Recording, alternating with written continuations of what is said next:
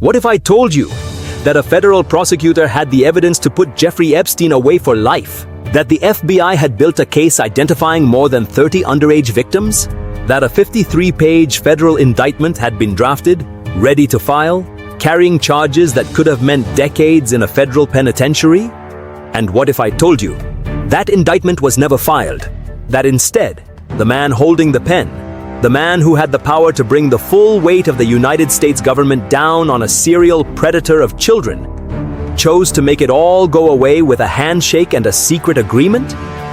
His name was Alexander Acosta, and the decision he made in 2007 would haunt American justice for more than a decade. Stay till the end to see the document that changes everything. I'm Mark Epstein, and this is the Epstein Files.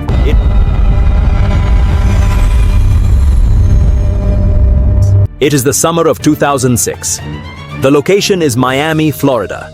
Specifically, the offices of the United States Attorney for the Southern District of Florida. The Palm Beach Police Department, under Chief Michael Reiter, has already completed its investigation into Jeffrey Edward Epstein. Detective Joseph Recaré has identified more than 40 potential victims, girls as young as 14, who described being lured to Epstein's mansion at 358 El Brillo Way in Palm Beach under the pretense of giving massages. The Palm Beach County State Attorney, Barry Krischer, has already fumbled the case, taking it to a grand jury that returned only a single charge of solicitation of prostitution. Chief Reiter, outraged, has made the extraordinary decision to bypass the state entirely and refer the case to the FBI. The FBI's Miami field office opens a federal investigation, and that investigation lands on the desk of the United States Attorney for the Southern District of Florida, a man named Alexander Acosta. Alexander Acosta was not a junior prosecutor. At the time the Epstein case reached his office, Acosta was one of the most prominent federal prosecutors in Florida. He had been nominated by President George W. Bush and confirmed by the United States Senate as U.S. Attorney for the Southern District of Florida in 2005. He was, by every measure, a man who understood the gravity of federal criminal law and the power his office carried. The FBI investigation, run out of the Miami field office, was building a formidable case. According to the Department of Justice's own Office of Professional Responsibility report, released in November 2020, FBI agents had identified 36 victims by the time the investigation was in full swing. These were not vague allegations. These were girls who had been interviewed, whose accounts had been corroborated by other victims, by household staff, and by physical evidence recovered during the October 20, 2005 search of the El Brillo Way property. The Assistant United States Attorney initially assigned to work the case was A. Marie Villafaña. She drafted what has been described in multiple accounts as a 53-page federal indictment. That draft indictment reportedly included multiple counts under federal sex trafficking statutes, charges that carried potential sentences of 10 years to life in federal prison. Let me say that again. A federal prosecutor had drafted an indictment. The FBI had the victims. The evidence was gathered. The case was built. And then, the negotiations began. Jeffrey Epstein's defense team was not composed of ordinary lawyers. Court records identify several attorneys, including Jay Lefkowitz, Kenneth Starr, Jack Goldberger, Gerald Lefcourt, Alan Dershowitz, Roy Black, and Martin Weinberg. This was, by any standard, one of the most powerful private defense teams ever assembled. Kenneth Starr had served as independent counsel. Alan Dershowitz was a recognized legal scholar. Jay Lefkowitz served in the White House. According to the Department of Justice OPR report, members of Epstein's defense team engaged in extensive communications with Acosta and his office, pushing aggressively for a resolution that would avoid federal charges entirely. Now, if you're still here, it means you can handle the truth. So let me show you what they didn't want you to see. On September 24, 2007, the United States Attorney's Office for the Southern District of Florida entered into a non-prosecution agreement with Jeffrey Epstein. This document, the NPA, is the single most consequential piece of paper in this entire case, and for years, the public did not even know it existed. Here is what the Non-Prosecution Agreement contained based on the document itself as filed in federal court and later made public through litigation in case 08-80736 CIV. Under the terms of the NPA, Epstein agreed to plead guilty to 2 state charges in Palm Beach County Circuit Court. 1 count of solicitation of prostitution and 1 count of procurement of a person under the age of 18 for prostitution. He would register as a sex offender. He would serve 18 months in the Palm Beach County Stockade. Not a federal prison, a county jail. Source: NPA document, Florida DOC records. In exchange, and this is the part that defies comprehension, the United States government agreed not to pursue federal criminal charges against Epstein. The 53-page draft indictment was shelved. The federal sex trafficking charges were abandoned. The FBI's case, built on the testimony of more than 30 victims, was effectively closed. But the NPA went further. It did not merely protect Epstein. It contained a clause granting immunity to any potential co-conspirators of Epstein. Those words, potential co-conspirators, meant that anyone who had participated in, facilitated, or enabled the trafficking and abuse of these girls was shielded from federal prosecution. The names of those co-conspirators were not listed in the agreement. The scope of the immunity was, in the words of legal analysts and subsequent court filings, extraordinarily broad. Source: Case 08-80736 CIV filings, DOJ OPR report analysis.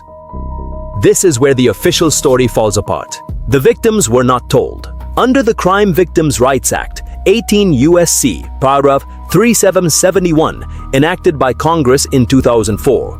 Victims of federal crimes have the right to be reasonably heard at any public proceeding involving the plea agreement and to confer with the government's attorney in the case. The NPA was negotiated, drafted, and signed without the victims being informed, consulted, or given any opportunity to be heard. Source: Judge Kenneth Mara, ruling Case 08-80736 CIV, February 21, 2019. DOJ OPR report, November 2020.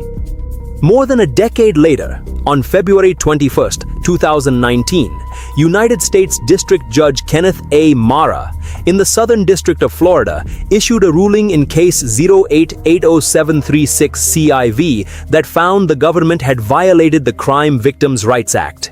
Judge Mara's ruling confirmed what victims' attorneys, led by Paul Cassell and Bradley Edwards, had argued for years: that the government's handling of the NPA was unlawful because it denied the victims their statutory rights. Attorney Bradley Edwards, who represented multiple Epstein victims over the course of more than a decade, described in court filings how victims were actively misled. According to filings in Case 08-80736 CIV, prosecutors sent a letter to at least one victim's attorney indicating that the federal investigation was ongoing, at a time when the NPA had already been signed. The DOJ OPR report, released in November 2020, investigated Acosta's conduct. The report, spanning several hundred pages, concluded that Acosta exercised poor judgment in handling the case, but did not find that he engaged in professional misconduct under the DOJ's internal standards. That finding, poor judgment but not misconduct, was itself controversial. The OPR report acknowledged that the NPA was more lenient than what similarly situated defendants would have received, and that the failure to notify victims was a significant error. Now, consider what this means. Really think about the implications. A federal prosecutor had the evidence. The FBI had built the case. More than 30 victims had come forward. A draft indictment was ready. And instead of filing it, the U.S. attorney negotiated a deal that sent a serial predator of children to a county jail for 18 months, granted blanket immunity to unnamed co-conspirators, and was kept secret from the very victims whose testimony made the case possible. Alexander Acosta was never criminally charged in connection with the NPA. In 2017, he was nominated by President Donald Trump to serve as United States Secretary of Labor. During his Senate confirmation hearings, Acosta was questioned about the Epstein plea deal. He stated that the case was handled by his office in accordance with the law, and that the state case was the appropriate vehicle for prosecution.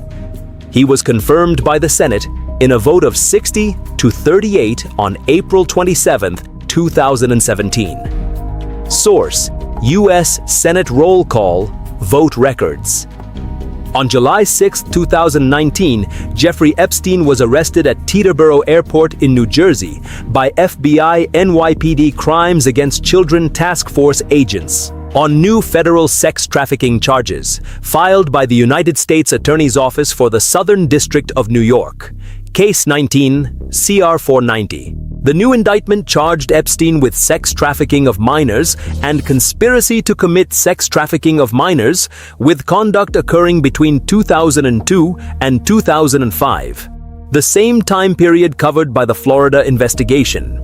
Days later, on July 12, 2019, Alexander Acosta resigned as Secretary of Labor. Source: White House Records, DOJ, Contemporaneous Reporting. I'm Mark Epstein, and I'll see you in the next file. Join the family with one click and subscribe before this disappears. Every file matters. Next file. Page by page. So let me ask you this. When a federal prosecutor has an airtight case, 36 identified victims, FBI evidence, a draft indictment ready to file, and instead of prosecuting, he negotiates a secret deal that protects the predator and his associates. What do we call that? When the victims are kept in the dark, in violation of federal law, while their abusers' lawyers negotiate immunity for unnamed co-conspirators. What do we call that? When that same prosecutor later ascends to the highest levels of government, and it takes a newspaper investigation by Julie K. Brown of the Miami Herald to force the world to pay attention. What does that tell us about the system? These are not rhetorical questions. These are the questions that court documents, federal reports, and judicial rulings have left unanswered. The powerful bury the truth, but paper has a longer memory than power. If this episode opened your eyes, hit subscribe and the bell icon, because every file matters. Comment below. Should the non-prosecution agreement have been voided entirely? I read every single one. Share this before it disappears from your feed. Next file, the plea deal's fine print. What Epstein's 18-month sentence actually looked like from the inside, including a work release program that let him leave jail 12 hours a day, 6 days a week. You won't believe what the records show. I'm Mark Epstein, and I'll see you in the next file.